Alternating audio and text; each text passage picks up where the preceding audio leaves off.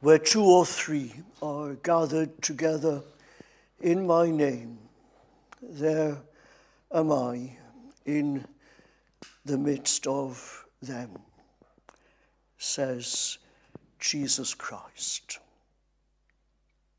Lord, we are two or three, we are 25 or 30, and there are 500,000 people in our city, and perhaps 60,000 watching Man City tonight. But how much bigger is this, where two or three are gathered in my name, there am I in the midst of them. Please make those football supporters hungry, thirsty for something else, something so much bigger and better than Jack Grealish and Haaland. Lord, will you help them to see even tonight that solid joys and lasting treasures none but Zion's children know. And will you help us, Lord, tonight to bask in your presence. Please make your presence known and felt among your people. And help us to bask in your presence and touch us and strengthen us, Lord, for the challenges which lie ahead in your will. For Jesus' sake, amen.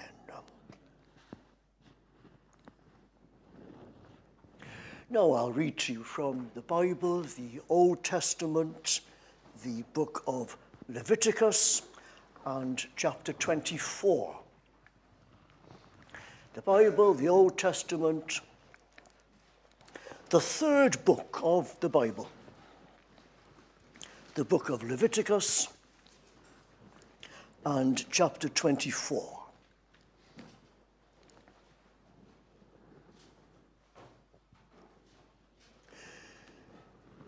Verse 1, the Lord said to Moses, command the Israelites to bring you clear oil of pressed olives for the light, so that the lamps may be kept burning continually. Outside the curtain of the testimony, in the tent of meeting, Aaron is to tend the lamps before the Lord from evening till morning continually. This is to be a lasting ordinance for the generations to come. The lamps on the pure gold lampstand before the Lord must be tended continually. Take fine flour and bake 12 loaves of bread, using 2/10 of an ephah for each loaf. Set them in 2 rows, 6 in each row, on the table of pure gold before the Lord. Along each row, put some pure incense as a memorial portion to represent the bread and to be an offering made to the Lord by fire. This bread is to be set out before the Lord regularly, Sabbath after Sabbath, on behalf of the Israelites as a lasting covenant. It belongs to Aaron and his sons, who are to eat it in a holy place, because it is a most holy part of their regular share of the offerings made to the Lord by fire. Now, those are wonderful verses. I hope with the Lord's help we'll see that tonight. But the next verses are so different. It's hard to say they're wonderful, but they follow on they're meant to go together with the first 9 verses, so we'll read some of them. Verse 10, now the son of an Israelite mother and an Egyptian father went out among the Israelites, and a fight broke out in the camp between him and an Israelite. The son of the Israelite woman blasphemed the name with a curse, so they brought him to Moses. His mother's name was Shelomith, the daughter of Dibri the Danite. They put him in custody until the will of the Lord should be made clear to them.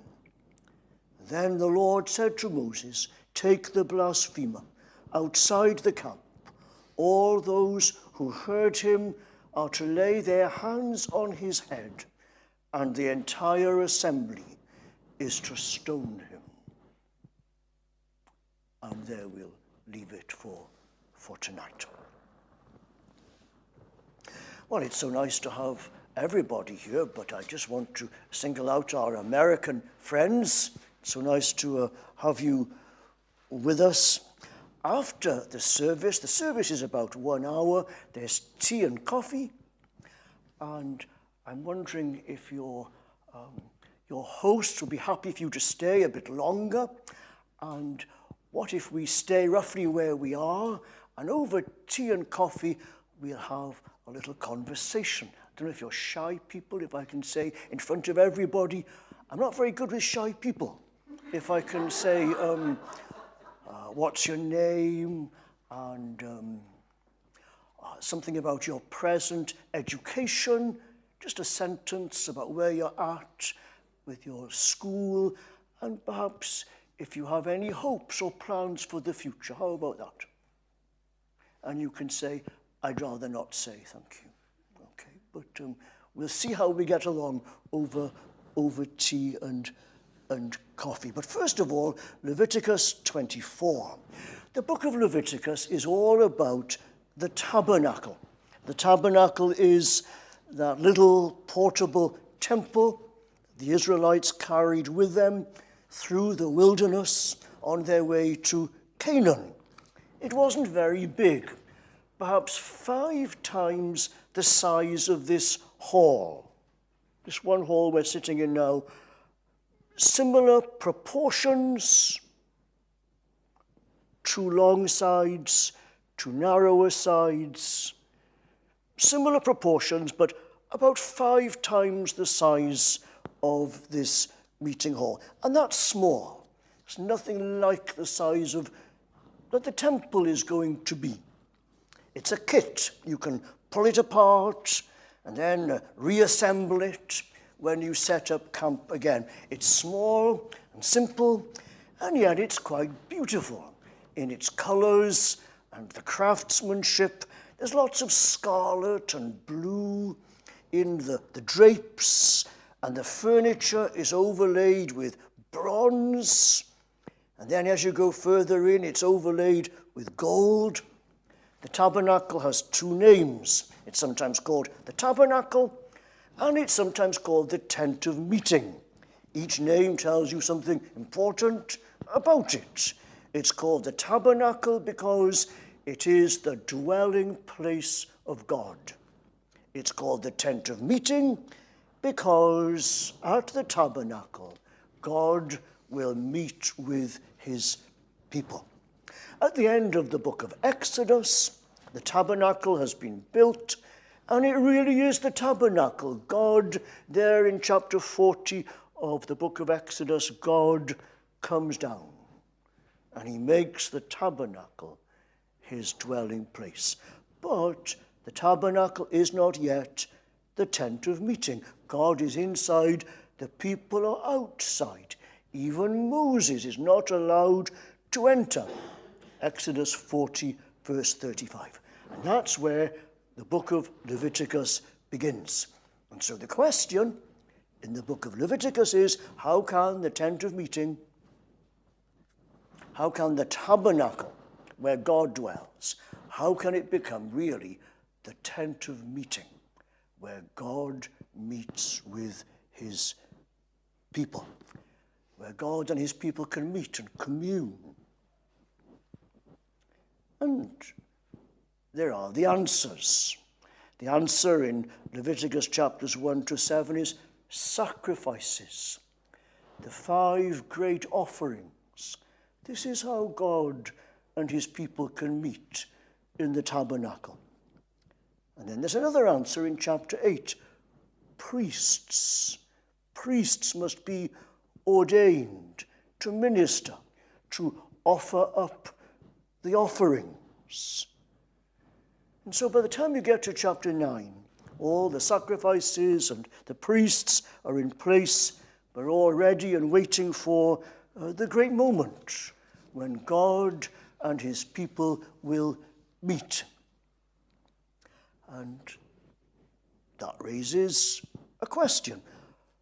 What exactly has God been planning? What has he been waiting for? What is the great moment when God and his people meet at the tabernacle? And the answer comes in Leviticus chapter 23. Leviticus chapter 23, we had this last week. It describes the great occasions through the year when God and his people will meet at the tabernacle, at the tent of meeting. There's the weekly Sabbath. You might see these headings in your Bible through chapter 23. There's the weekly Sabbath. There's the Passover. There's the Feast of Weeks. There's the Feast of Trumpets. There's the Day of Atonement. There's the Feast of Tabernacles. And remember, with all these days, these feasts, there's a day of sacred assembly, a day of holy convocation, when the people gather together, a great congregation at the tabernacle. In other words, God has given a holy place, the tabernacle, the tent of meeting, in order that there will be holy time separated to God, time consecrated for God. Put everything else down and give this time to God. And so chapter 23 is where the book of Leviticus has been heading all along. There are going to be whole days of unrushed, undistracted communion with God. And on those days, he says, do no work, put everything else down, and delight yourself in the Lord. Now, tonight, in case we didn't notice them, I don't think I highlighted this last week. Tonight, I do want you to notice in chapter 23 all the sevens of the chapter. The first special occasion of meeting with God at the tabernacle in chapter 23 is the weekly Sabbath. Verse 3, there are 6 days when you may work, but the 7th day is a Sabbath of rest. Notice 7, 6 days work, 7th day no work. It's a day of sacred assembly. That's the 7th day. And then there's the Passover. For 7 days, eat bread with no yeast in it. On the first of the 7 days and on the 7th of the 7 days, call a day of sacred assembly. Gather around the Lord at the tabernacle. Notice the sevens. And then the Feast of Weeks. From the Passover, count out 7 weeks, 7 sevens. And then on the next day is the Feast of Weeks. The next 3 feasts are all in the 7th month. Just notice all these sevens. And they remind you, of course, of the week of creation. Genesis chapter 1, Genesis chapter 2. At the beginning of chapter 2, thus the heavens and the earth were completed in all their vast array. By the 7th day, God had finished the work he had been doing. So on the 7th day, he rested, or better, he ceased, he Sabbathed from all his work.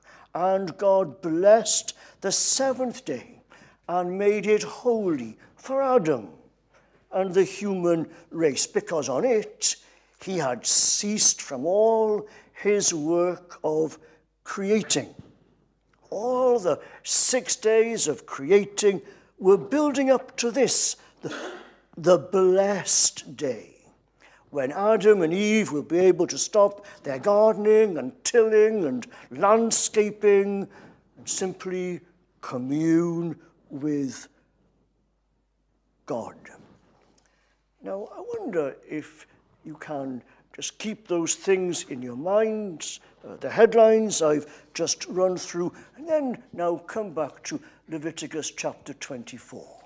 I was just trying to bring the Americans up to speed, and now with those things in our mind, we'll come to chapter 24. The whole of Leviticus is about the tabernacle. But this is the first time the book of Leviticus gives us any feel for what it was like inside the tabernacle. Now, even now, our verses don't take us into the whole tabernacle. They take us into just one compartment of it, the holy place. So the whole tabernacle is about 5 times the size of this meeting hall. Similar proportions, as I say, but 5 times bigger. And we can call that whole space, if you like, the courtyard. It's part of the tabernacle, inside the drapes, the perimeter. Most of the sacrifices we've read about have been offered up in the courtyard, in that great space, on the altar, the bronze altar, or the altar of burnt offering. Those are all names for the same altar there in the courtyard.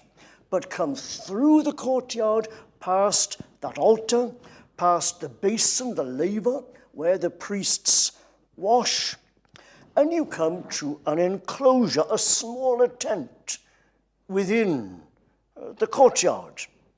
And this enclosure is divided into 2 compartments. First of all, there is the holy place. Now, the holy place is something like the size of this meeting hall. If the priests entered the holy place over there at the clock, if they entered over there, then behind me would be a curtain, the curtain. In this wall here, the curtain into the most holy place. And the most holy place would be the same width as this hall, but only half as long, about 15 foot by 15 foot. The Americans understand feet, and you can convert that into centimeters, possibly. But it's this whole wall squared, and that is the most holy place. Our verses tonight, then, Leviticus 24, 1-9, are describing the holy place, a compartment roughly this shape, roughly this size. I think there are 3 pieces of furniture in it. There's the great lampstand, and that would be there on your left, perhaps on my right, the great lampstand. And then there's the table here. And the altar of incense is perhaps where I am, in front of the curtain. And when I say I think there are 3 pieces of furniture, it's that altar, the altar which might be here, that I have a slight doubt about. Is that in the holy place? But certainly the great lampstand and the table are in the holy place. Our verses don't mention the altar of incense, so I'll say nothing more about it, but I want to say something about the lampstand and the table. We know about the lampstand from Exodus chapter 25, verses 31-40, where the Lord tells Moses how the lampstand is to be made. And then in Exodus 37, 17 to 23, where the lampstand is actually made. And then in Exodus chapter 40, verses 1 to 5, where Moses is being instructed. It's all made now, but Moses is being instructed how to put it all together, how to set up the lampstand in the holy place. And then in Exodus 40, verses 20 to 28, where Moses does set it up for the first time. And then in Numbers 8, 1 to 4, and I think these verses are about when the Israelites had moved to a new place and must set up the tabernacle again and get the lamps lit. But those are the chapters where we pick up the different information about the lampstand. And what we find is that there is one central lamp and then 6 further lamps branching out from the central one, 3 on each side. The whole thing is made of gold, pure gold. It's ornate, it's pretty. Flowers and buds and almonds are carved into it. Perhaps it's the saucers into which Aaron must pour the olive oil. Perhaps it's those saucers which are carved into flowers and almonds. I don't know how big the whole stand is with its 7 lamps, but big enough so that it can stand on the floor. It's not on a table. It stands on the floor, and it's high enough to give light to what is in front of it. So I imagine it's something like 5 feet high. There's no Hebrew, this is pure imagination, but I imagine it's about 5 foot high to the top of the lamps and say 4 feet across from the first lamp to the 7th lamp. It's a big, I think it's a big lamp. And there it is on one side of the holy place. There's one extra fact about the lamp that seems to be important. Exodus 25, verse 37 says, "Then make it 7 lamps and set them up on it, on the stand, so that they light the space in front of it." So that they light the space in front of it. Numbers 8 tells us the same thing. Numbers 8, verse 2, when you set up the 7 lamps, they are to light the area in front of the lampstand. Aaron did so. He set up the lamps so that they faced forward on the lampstand, just as the Lord commanded Moses. That's the lampstand. And then there's the table. We learn about the table in those same chapters, Exodus 25, 23 to 30, Exodus 37, 10 to 16, Exodus 40, 1 to 5, Exodus 40, 20 to 28. Now then, I've got this down in cubits, 2 cubits long, so about 3 foot, 2 cubits long, 1 cubit wide, not very big, 1.5 cubits high. It's made of wood, but it's overlaid with pure gold. On the table are 12 loaves of bread. They're arranged into 2 sixes. Your Bible might say 2 rows of 6 loaves or 2 piles of 6 loaves. And I think it would suit better if they were rows. Exodus 25, verse 30 says, "Put the bread of the presence," the showbread, or better, the bread of the presence, "on this table to be before me at all times." And I think 2 rows of 6 then is better than 2 piles. It means that each loaf is exposed to the presence of the Lord. No loaf is hiding under the pile. So imagine that then. There's this table overlaid with gold, 12 loaves of bread laid out in 2 rows of 6 in the presence of the Lord. Now our verses describe 3 activities. The first activity, once the tabernacle is set up in any new place, and the lampstand is set up in the holy place, it must be lit. The 7 lamps must be lit. And here's the activity in our verse. Our verse is, they must not be allowed to go out. They mustn't be allowed to go out until it's time to move on again. So you see that really stressed in the opening lines of chapter 24. The Lord said to Moses, command the Israelites to bring your clear oil of pressed olives for the light, so that the lamps may be kept burning continually. Outside the curtain of the testimony in the tent of meeting, Aaron is to tend the lamps before the Lord from evening till morning continually. This is to be a lasting ordinance for generations to come.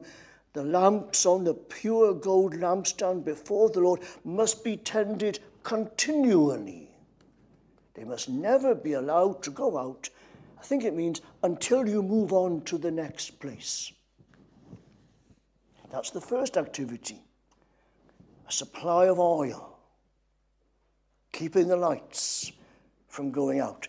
The second activity is presenting the bread of the presence. The 2 rows of 6 are laid out on the Sabbath day, and then they're left there till the next Sabbath day. On the next Sabbath day, Aaron, the high priest, and his sons, they eat the bread. The old bread that's been there all week. I imagine, I don't know how it was made, but I imagine it's still very nice. It was part of their special share. But so when I say old, I'm not trying to say it was nasty by now, but it is that they're eating the bread that's been there all week. And now on the Sabbath day, the old bread is replaced with new, fresh bread. Verse 8, the bread is to be set out before the Lord regularly, Sabbath after Sabbath. The result is loaves constantly in the presence of God. Exodus 25:30. That's the result. But the activity in Leviticus 24 is, on the Sabbath day, Aaron and his sons eat the old bread, and they present new bread to the Lord on the table. The third activity in our verses is that incense is to be put along each row of bread loaves. That's verse 7. Along each row put some pure incense as a memorial portion to represent the bread and to be an offering made to the Lord by fire. In Exodus 30, verses 7 and 8, Aaron must put incense on the altar of incense every morning and every evening when he tends the lamps. But that's not mentioned in Leviticus 24. In our verses, every Sabbath day, when the new bread is laid out, presented on the tables, incense is put there with the bread. I presume in a cup or a censer where it burns, and so the smoke and the fragrance ascends to God, and somehow it seems to come from the bread. It's representing the bread to God, the fragrant incense burning from among the loaves. And there are the three activities. Now, there are two lessons, and I'll mention these, and then we'll stop for tonight. There are more than two lessons. Two stand out. And the one is then thinking now where chapter 24, verses 1 to 9, where it all fits in with the whole book of Leviticus.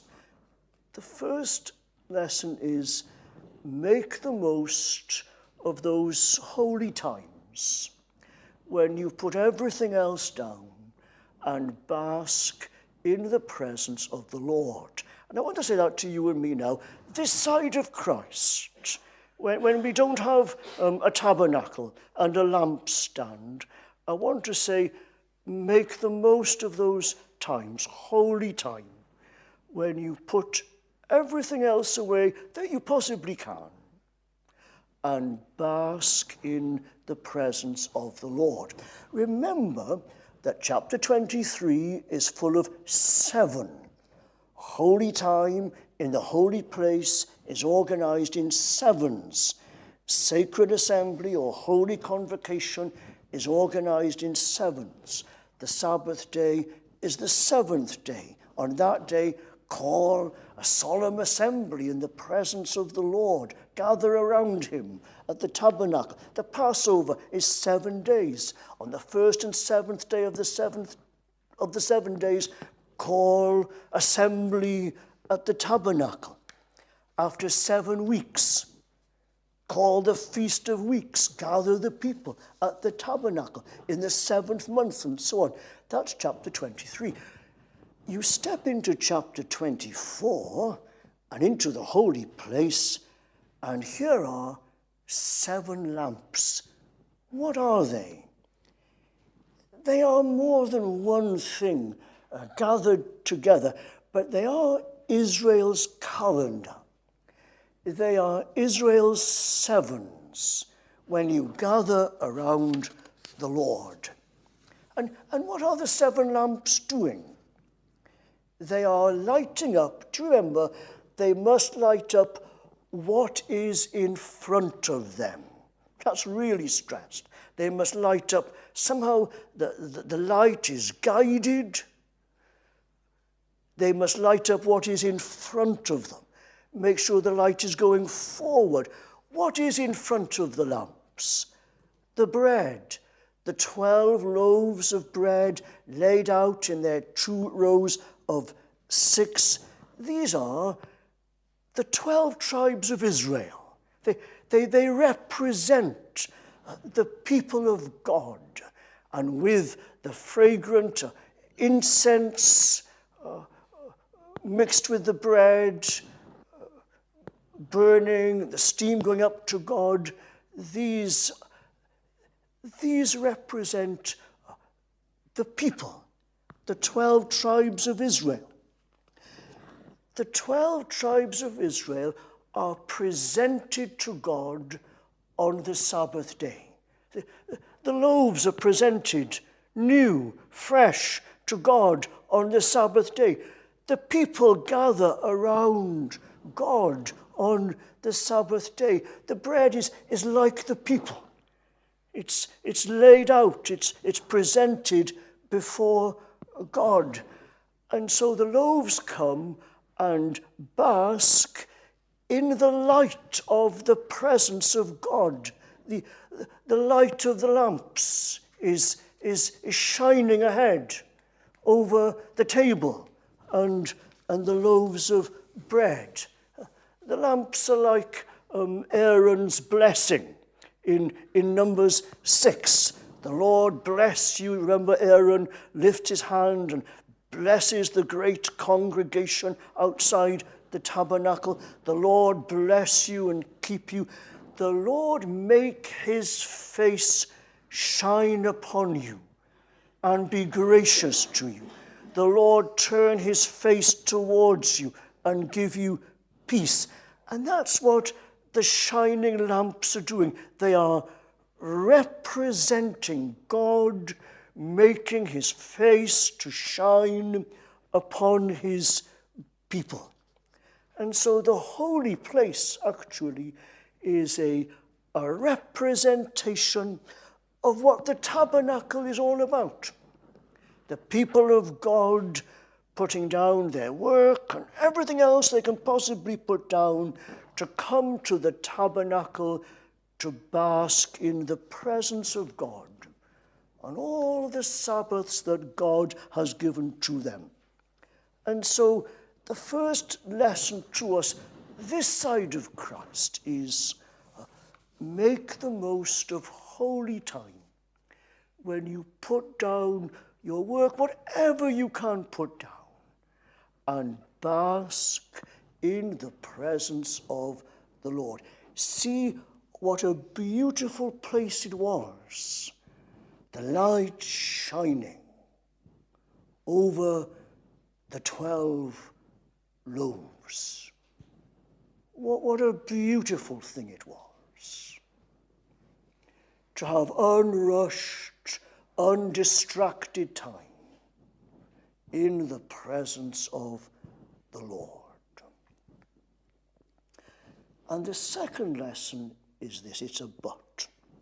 It is, but don't think you can shut up God into the holy time. We could say, don't think you can shut up God into Sunday. Don't think you can shut up God into a Sunday service. It doesn't work like that. Remember, the lamps must never go out. The lamps must never go out. That's so important. 7 days a week, 12 months a year, the lamps of the presence of God among his people must never go out. Remember, sure, the bread, the loaves are presented to the Lord on the Sabbath day. They are. That's when they're first presented, fresh, and laid out before him. But then, there they stay, in the presence of the Lord all week long. And remember, God has come down to live in the tabernacle. And the tabernacle is in the middle of the camp. Remember, for miles around, the Israelites are living all around the tabernacle, tribe by tribe. The tabernacle is in the middle of the camp. God is in the tabernacle is in the middle of the camp, and so God is living among his people all week long, all year long. And then remember the second half of chapter 24. All of a sudden, we jump from the tabernacle, this beautiful holy place, the light shining over God's people, if you like. And all of a sudden, there's someone out there, far away from the holy place, and he's blaspheming the name. He's cursing the name of God. And he must be put to death. He must be taken right outside the camp and stoned to death. And a part of the point is, you can't lock God up into a special time of basking in his presence. Perhaps a Sunday service. And I think it's a very good test of where you and I are with the Lord. Is putting everything else down and basking in the presence of the Lord for a day, 1 day in 7, with the people of God. Is that a trial? Is it a nuisance? That's not a good sign. It's a good test. Is that a very precious thing? It's a lovely thing. And here's the other test. When we've had our holy time, basking in the presence of the Lord, and now we've got to go back. to the work and the chores of every day? Do we try to leave him there, locked up at church? And we want to get on with work and play without him. And Leviticus 24 says, that's not a safe way. It's not a safe way to live. And there we leave it for tonight. I'm sorry, I thought that was a short study. And I'm going to give up guessing how long these are going to be. We're going to sing together 830.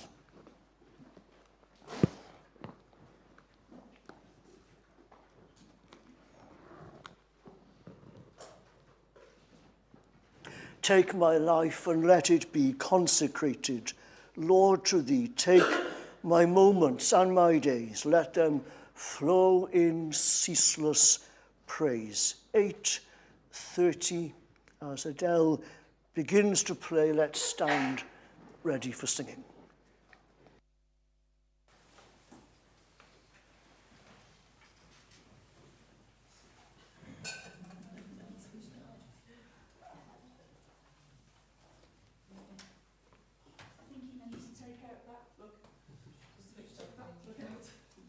I'm so sorry.